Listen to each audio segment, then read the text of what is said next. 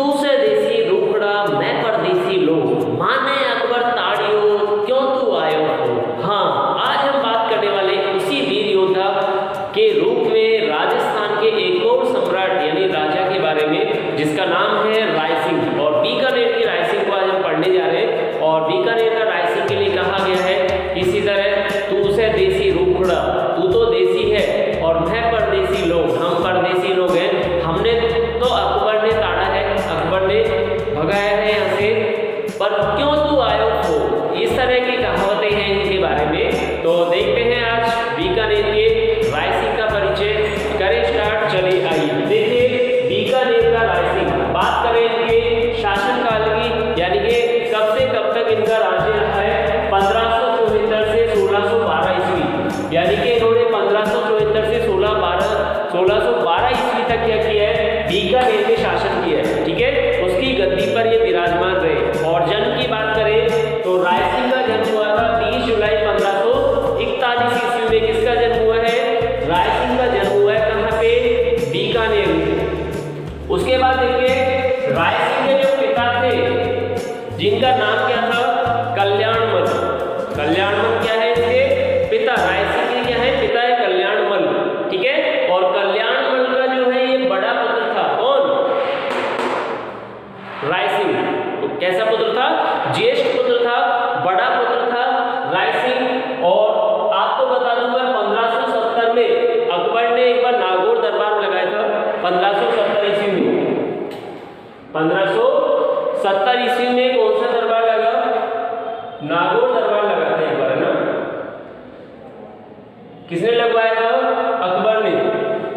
ठीक है, तो नागौर दरबार के बाद यानी नागौर दरबार में उपस्थित हुआ राय सिंह। नागौर दरबार में गया क्योंकि आसपास के सभी राजाओं को आमंत्रित किया था अकबर ने। तो राय सिंह भी दरबार में पहुंचा, तो अकबर की शाही सेना में उसको शामिल किया गया। राय सिंह को अकबर ने उसको क्या कर दिया, अकबर की जो शाही सेना थी उसमें राय सिंह को शामिल कर दिया। और इसके अलावा अकबर का वो क्या बन गया, विश्वास पात्र बन गया, यानी कि अकबर का उसने क्या जीत लिया, विश्वास जीत लिया, इसलिए उसको शाही सेना में भर्ती किया गया, यानी रखा गया।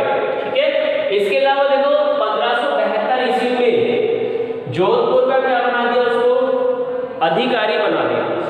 राय सिंह को अकबर ने क्या कर दिया, 1572 ईस्वी में जोधपुर का क्या बना दिया, अधिकारी भी नियुक्त कर दिया। खुश होकर के, उससे प्रसन्न होकर के, उसके कार्य योगदानों को देखते हुए, उसकी विश्वास पात्रता को देखते हुए अकबर ने 1572 में जोधपुर का अधिकारी भी नियुक्त कर दिया। अब देखिए होता है क्या, बात है यहाँ पे 1574 की, यानी कि 15 सितंबर 1574 को कल्याणमल की हो जाती है मृत्यु। कल्याणमल की क्या हो जाती है, मृत्यु हो जाती है। अब कल्याणमल के बाद बड़ा पुत्र था ही राय सिंह। ठीक है, तो राजा कौन बनेगा, राय सिंह। राय सिंह को गद्दी पर बैठाया गया, शासक बनाया गया बीकानेर का, और राय सिंह बन गया बीकानेर का शासक। किसके बाद, कल्याणमल की मृत्यु के बाद। अब देखो बीकानेर का जो शासक बना है राय सिंह, ठीक है, और उसी समय यहाँ पे इब्राहिम मिर्जा ने, किसने, इब्राहिम मिर्जा ने क्या कर दिया, नागौर में विद्रोह कर दिया। क्या कर दिया, नागौर में विद्रोह कर दिया, एक तरह से दंगे कर दिए, झगड़ा कर दिया सेना भेज करके नागौर में। इसकी सूचना मिली राय सिंह को। किसको मिली, राय सिंह को। किस तरह जो है यहाँ पे अपने नागौर क्षेत्र में जो है इब्राहिम मिर्जा ने क्या है, दंगे करवा दिए, यानी विद्रोह छेड़ दिया है पूरी तरह से। राय सिंह को जैसे इसकी सूचना मिली तो राय सिंह वहां से चला और कटोली गांव, कहां पे, कटोली गांव में इब्राहिम मिर्जा का क्या कर दिया, दमन कर दिया। किसने, राय सिंह। यहां से चला राय सिंह बीकानेर से, और कटोली गांव पास में पड़ता है, वहां पे जाकर के मिर्जा, इब्राहिम मिर्जा को क्या कर दिया, मार डाला। ठीक है, अब उसके बाद क्या हुआ, उसके बाद कुछ समय बाद ही सिरोही के देवड़ा सुल्तान और बीजा देवड़ा के मध्य क्या हुआ, अनबन हो गई। सिरोही के देवड़ा सुल्तान व बीजा देवड़ा के मध्य अनबन हो गया, झगड़ा हो गया, आपसी झगड़ा हो गया। सिरोही में शासन था और सिरोही जो क्षेत्र था वो लगभग यहाँ पे आ रहा था बीकानेर की रियासत में सिरोही उस समय, ठीक है। तो इसकी जानकारी मिली किसको, रायसिंह को। किस तरह जो है सिरोही में झगड़ा हो चुका है आपस में, है ना, तालमेल नहीं बन रहा, शासन व्यवस्था बिगड़ी हुई है उस राज्य में, उस क्षेत्र में एक तरह से। तो रायसिंह को जैसे सूचना मिली इसकी, तो रायसिंह गया, और रायसिंह यहाँ पे जैसे ही गया तो रायसिंह ने सिरोही पर आक्रमण किया, और आक्रमण करके बीजा देवड़ा को क्या कर दिया, राज्य से बाहर कर दिया। यानी पूरी तरह सपोर्ट किया किसका, सुल्तान का, और बीजा देवड़ा को राज्य से बाहर निकाल दिया। और इसके कारण वहां पे बीजा देवड़ा क्या हुआ, रायसिंह से नाराज हो गया। और इसके बाद अपन आगे की कहानी देखते हैं। जैसे बीजा देवड़ा को यहां से निकाला, उसके बाद क्या घटना हुई, उस क्षेत्र का किसको सौंपा गया अधिकार, देखते हैं आगे। ये पूरी कहानी अपन करेंगे, जाना नहीं है किसी को भी, स्क्रीनशॉट ले लें इतना। आगे बढ़ते हैं अपन नेक्स्ट कहानी की ओर और देखते हैं आगे की कहानी। स्क्रीनशॉट ले लिया होगा आपने, ठीक है। चलिए देखिए, आगे की कहानी मैंने लिख दी है, क्योंकि लिखने में क्या है कि टाइम लग जाता है, काफ़ी बड़ी कहानी हो जाती है, इसलिए मैं नोट कर देता हूँ ताकि अपन अच्छे से वीडियो में कहानी को समझते रहे। तो लास्ट अपन ने देखा कि रायसिंह ने क्या किया, सिरोही पर आक्रमण किया, और वहां से बीजा देवड़ा को क्या कर दिया, राज्य से बाहर कर दिया। अब देखिए क्या हुआ। अब जैसे रायसिंह ने बीजा देवड़ा को राज्य से बाहर किया सिरोही से, उसके बाद सिरोही का आधा भाग मुगलों के अधीन कर दिया। और मुगलों के अधीन जब किया तो वहां से प्रताप के यहाँ से नाराज होकर आए जगमाल को दे दिया। जगमाल छोटा भाई था प्रताप का, आपने पता है मेवाड़ में शासक बना था प्रताप, तो जगमाल बनना चाह रहा था शासक, लेकिन प्रताप बना शासक क्योंकि बड़ा पुत्र था। इससे नाराज होकर के जगमाल अकबर के पास आ गया था, ठीक है। यानी ये मुगल सेना में शामिल हो गया था जगमाल उस समय, तो मुगलों के साथ था। तो सिरोही का आधा भाग रायसिंह ने क्या कर दिया, मुगलों के अधीन कर दिया, और मुगलों के अधीन जो शासक था यानी मुगलों के साथ था जगमाल, उसको दे दिया, ठीक है। उसके बाद क्या हुआ, सुल्तान जो सिरोही का शासक था, जो सुल्तान और बीजा के मध्य युद्ध हुआ था, आपको पता है, अनबन हो गई थी, तब रायसिंह ने बीजा को तो बाहर कर दिया। उसके बाद सुल्तान ने क्या किया, मुगलों पर आक्रमण किया, मुगलों पर क्या कर दिया, आक्रमण कर दिया सिरोही में। यानी सिरोही में जगह थी सत्तानी नामक स्थान था। 1583 ईस्वी में युद्ध हुआ था, यानी कि सुल्तान के मध्य और मुगल सेना के मध्य, सुल्तान और मुगल सेना के मध्य क्या हुआ, यहाँ पे युद्ध हुआ, ठीक है। कहाँ पे हुआ, सत्तानी नामक स्थान पे 1583 ईस्वी में। और 1583 ईस्वी में सत्तानी नामक स्थान पे ये जो युद्ध हुआ है, इसमें जगमाल की मृत्यु हो गई। जगमाल जो शासक बना था यहाँ का सिरोही का, इसके कारण, रायसिंह के कारण जो आधा भाग गया था। उसके बाद यहाँ पे सुल्तान ने जो है आक्रमण किया, और सत्तानी नामक स्थान पे जगमाल की क्या हो गई, मृत्यु हो गई। और वापस सुल्तान क्या बन गया, सिरोही पर शासक कर लिया सुल्तान ने, यानी सिरोही पर क्या कर लिया, वापस अधिकार कर लिया, ठीक है। और इसके बाद बात करें रायसिंह की, बात करें तो रायसिंह से खुश था अकबर, है ना, प्रसन्न था, विश्वास पात्र था। तो अकबर ने क्या किया, रायसिंह से प्रसन्न होकर के 1583 ईस्वी में जूनागढ़ प्रदेश दे दिया रायसिंह को। किसको दे दिया, जूनागढ़ प्रदेश रायसिंह को दे दिया कि रायसिंह जो है अच्छा शासक बन रहा है, एक तरह से अच्छा नेतृत्व संभाल रहा है मुगलों का भी, इसलिए अकबर ने खुश होकर के उसको जूनागढ़ प्रदेश क्या कर दिया, दे दिया। इसके बाद 1604 ईस्वी में शमशाबाद नूरपुर की जागीर भी दी गई। यानी कि मामला अभी रुका नहीं है, प्रसन्नता भी बढ़ती जा रही है अकबर की, किससे, रायसिंह से, ठीक है। तो 1604 ईस्वी में शमशाबाद की जगह यानी जागीर और नूरपुर की जागीर भी किसको दे दी, राजा रायसिंह को दे दी। किसके द्वारा, अकबर के द्वारा। अब देखिए, अब ये दो जागीरें तो दे दी राय की उपाधि भी दी गई। ध्यान रखना, राय सिंह को राय की उपाधि किसने दी है? अकबर ने दी है। किसने दी है? अकबर ने। राय की उपाधि भी अकबर के द्वारा राजा राय सिंह को दी गई। ठीक है, तो विशेष प्रभाव था अकबर पर राय सिंह का, राजा राय सिंह का, और नेतृत्व अच्छा संभाला था, मुगलों का साथ दिया था पूरी तरह से राय सिंह ने।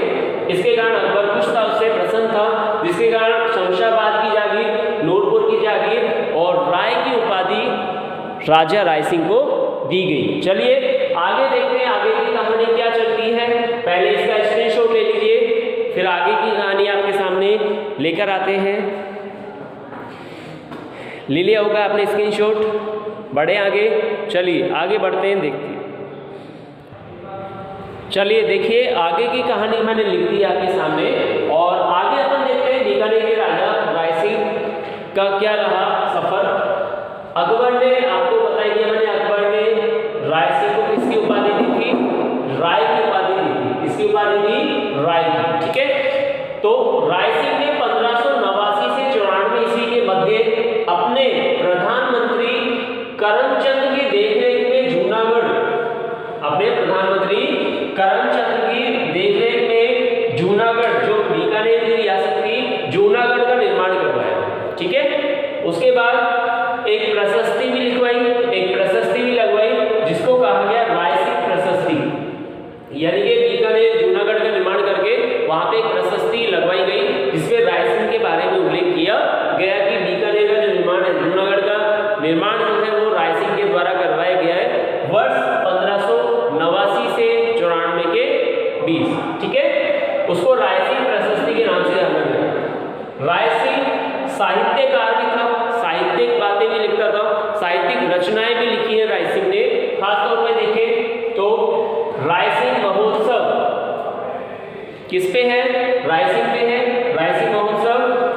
वैतक वंशावली, ये भी राय सिंह पर लिखी गई है। ज्योतिष रत्नमाला, ये भी राजा राय सिंह पर है। ज्योतिष ग्रंथों की भाषा पर बाल बोधनी नामक टीका भी राय सिंह के द्वारा लिखी गई।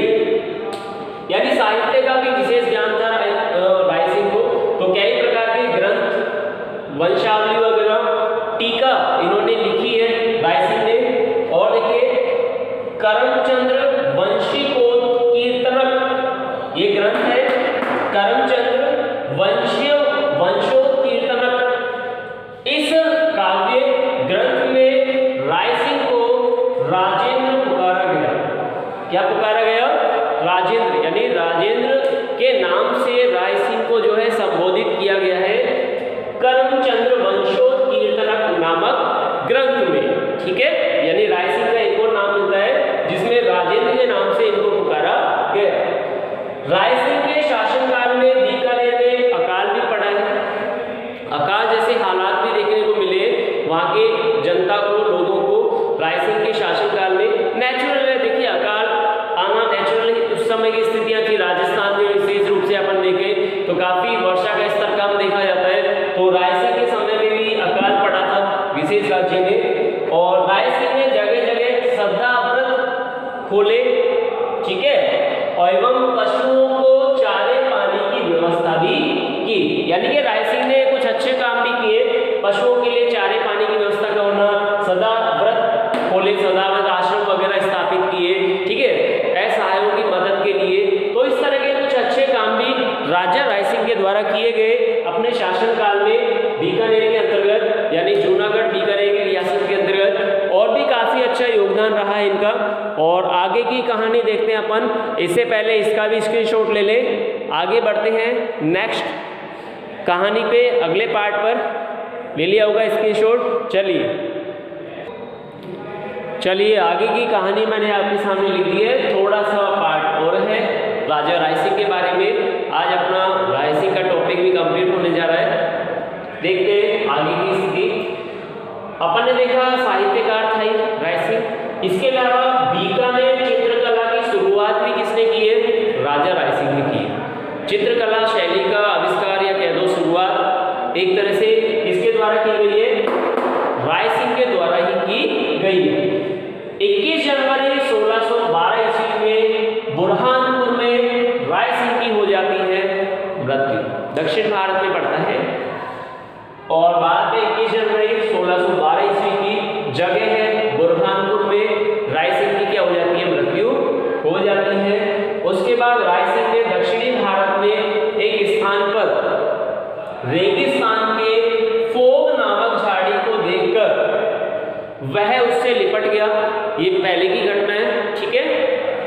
राजस्थान में एक घटना हुई थी। दक्षिण भारत में एक स्थान पर रेगिस्तान के फोक नामक झाड़ी, राजस्थान में अपन देखते हैं रेगिस्तान में फोक नामक झाड़ी होती है, पौधा होता है। वो पौधा दक्षिण भारत में देखा उन्होंने और उससे लिपट गए वो पूरी तरह से। और उसके बारे में उन्होंने कहा, क्या कहा, तू से देसी रूखड़ा मैं परदेसी लोग, तू से देसी रूखड़ा मैं परदेसी लोग, महाने अकबर टेढ़िया क्यों तू आयो फो। भाई तू देसी रूखड़ा यानी तू तो देसी पौधा है और हम क्या हैं, हम परदेसी लोग हैं, क्योंकि अकबर के हो गए थे इसलिए परदेसी हो गए।